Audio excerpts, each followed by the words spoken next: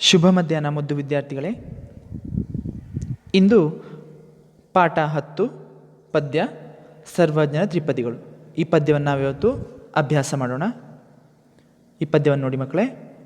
ಅನ್ನವನ್ನು ಇಕ್ಕುವುದು, ನನ್ನಿಯನ್ನು ನುಡಿಯುವುದು, ತನ್ನಂತೆ ಪರರ ಬಗೆದೊಡೆ, ಕೈಲಾಸ ಭಿನ್ನಾಣವಕ್ಕೂ ಸರ್ವಜ್ಞ.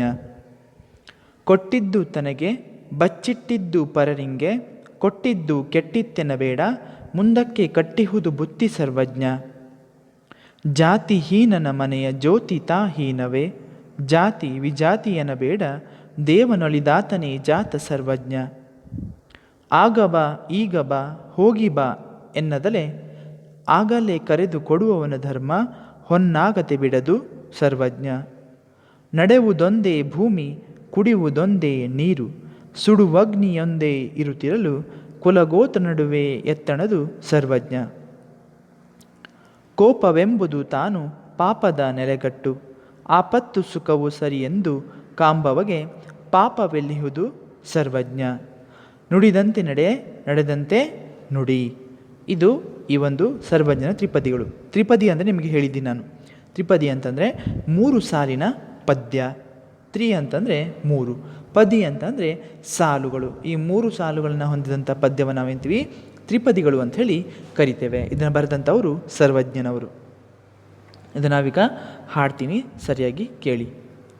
ಅನ್ನವನು ಇಕ್ಕುವುದು, ನನ್ನಿಯನು ನುಡಿಯುವುದು, ತನ್ನಂತೆ ಪರರ ಬಗೆದೋಡೆ, ತನ್ನಂತೆ ಪರರ ಬಗೆದೋಡೆ, ಕೈಲಾಸ ಭಿನ್ನಾಣವಕ್ಕೂ ಸರ್ವಜ್ಞ.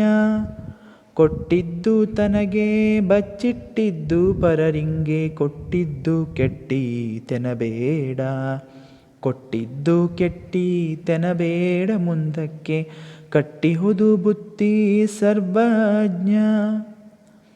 ಜಾತಿಹೀನನ ಮನೆಯ ಜ್ಯೋತಿ ತಾಹೀನವೇ, ಜಾತಿ ವಿಜಾತಿ ಎನಬೇಡ, ಜಾತಿ ವಿಜಾತಿ ಎನಬೇಡ, ದೇವನೊಲಿದಾತನೇ ಜಾತ ಸರ್ವಜ್ಞ.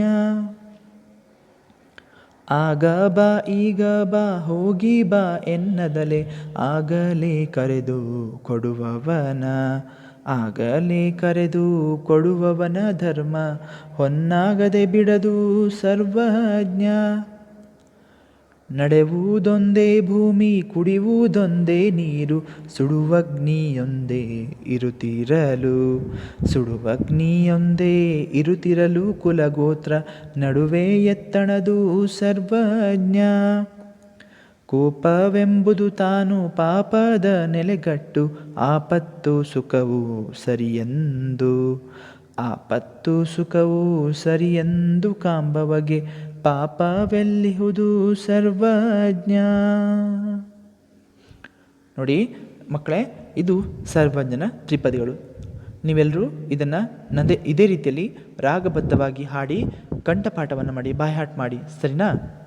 ಮುಂದಿನ ತರಗತಿ ನಾವು ಇದರ ಅರ್ಥವನ್ನು ತಿಳ್ಕೊಳ್ಳೋಣ, ವಿವರಣೆಯನ್ನು ತಿಳಿದುಕೊಳ್ಳೋಣ.